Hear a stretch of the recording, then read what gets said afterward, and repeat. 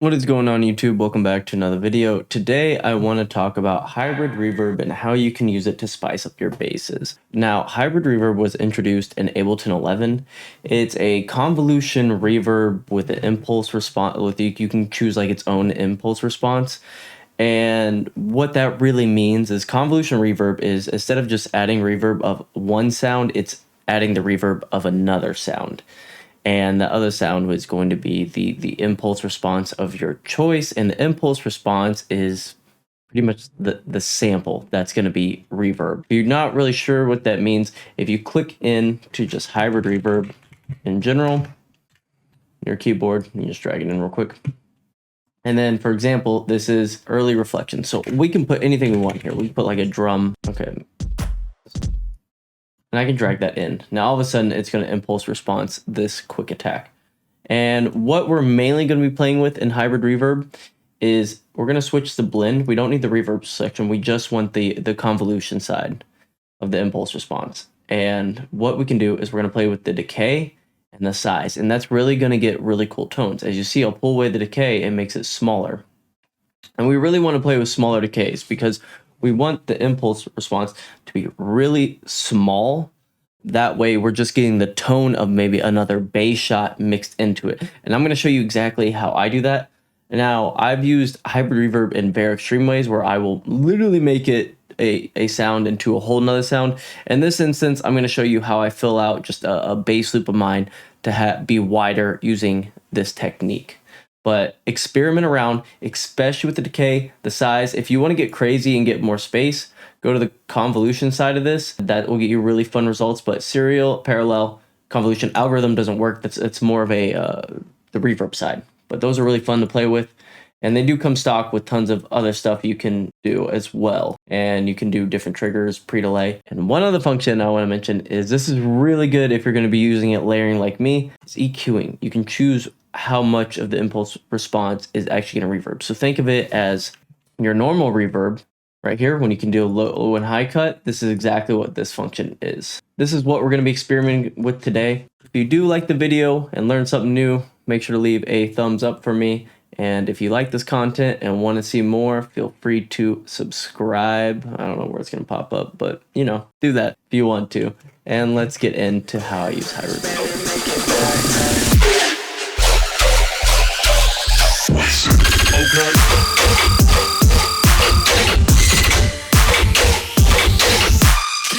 This is just a bass loop that I've made in a previous track I obviously like. And with everything on it. Hybrid reverb I like to use in parallels. So if you're not familiar with parallels, it's when two sounds or more are being sent the same way. For example, this is one, the original. This is another one. This is another one.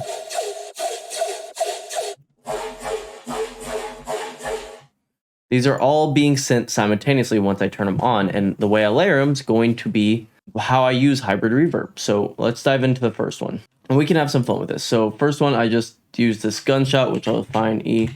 Let's say we want to try something different. Let's do that. Let's just do this for the sake of it. We're going to drag this in. And so if we take it out, it's just this as is. I already probably EQ'd out the low end in this because I don't need it. And I put, when I do parallels, always put your wet chains at 100% because you don't want any to dry. You already have your dry signal, so there's no need to mix that in. So let's play with the sound of this and just see how it sounds. So first of all, always pull down the decay, and we'll start with that.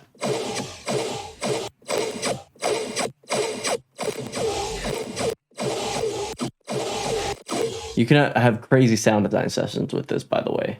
But I like to pull it in really tight, usually.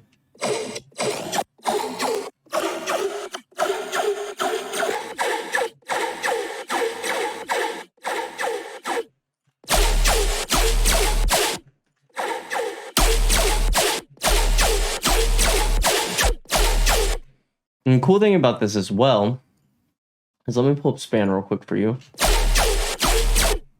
And one thing to notice as well is that this can get very stereo heavy very quick. And you can control your stereo by right here. So just keep in mind, if you want higher stereo levels, because like this is pushed back, I don't care if this is wider. As long as my main is not as wide, which I'll check.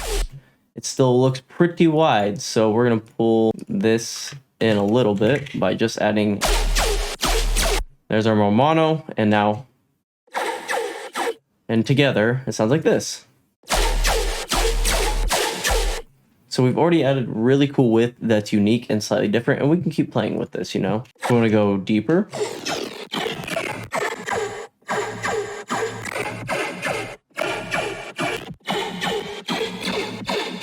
Maybe we want to try a different algorithm.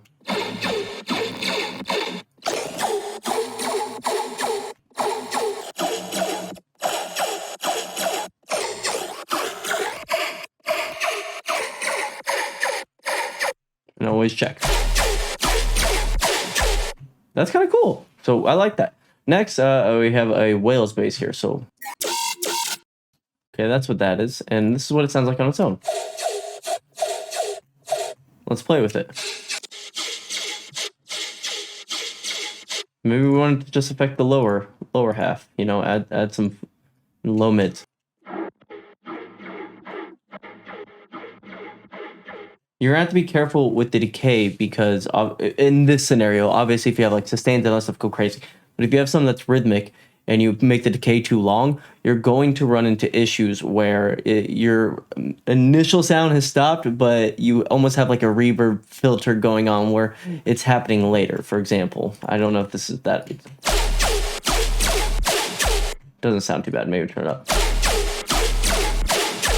You can hear how it sounds a little longer. So I usually like to make the decay.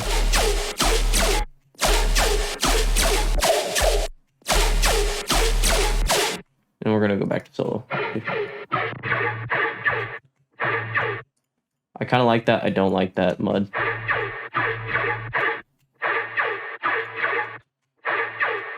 And let's play with it slightly. I like that. And we're gonna turn it back down because we already have the original. Altogether, these three layers, we can hear how much presence.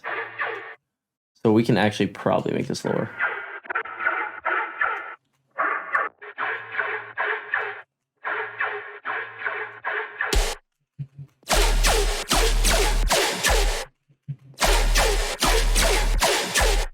It still kind of sounds a little iffy, so we're gonna play with it. Maybe play with the attack as well. Kind of where it's starting, you know?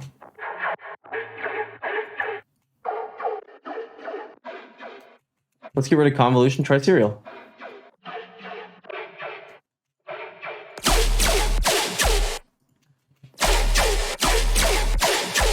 Okay, that sounded like really cool. Let's add one more layer, right? So let's try this.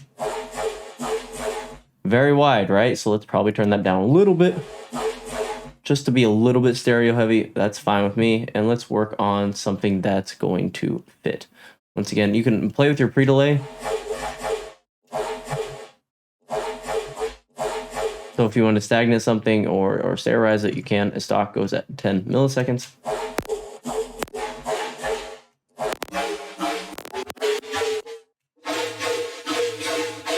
Now let's see if this clashes. That sounds really cool. So if we do it all together now, and mind you, this is just gain staging down, Camel Crusher.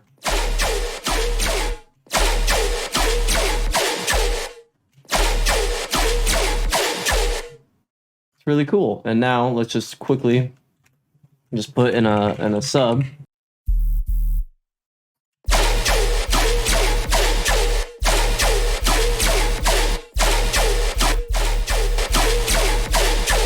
And then now we've officially turned a sound that sounded like this.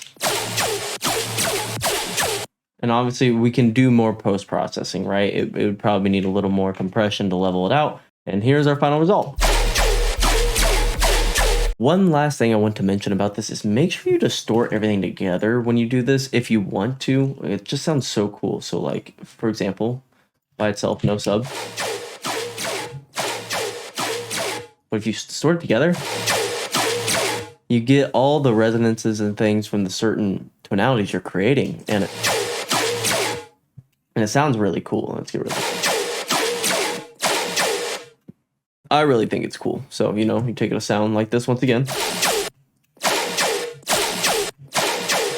And you're creating a cool sound of it. So I hope you learned something today. If you didn't know about hybrid reverb, then now you do. Go have fun with it. Go sound design. Go create a ton of different layers and just have fun, because this tool is so underrated and I use it all the time to help mask and fill out my basses and create unique tonalities in it. But that's all I have for this week. I hope you guys have a great weekend coming up. Take care, and I'll see you in the next video. Peace. Okay.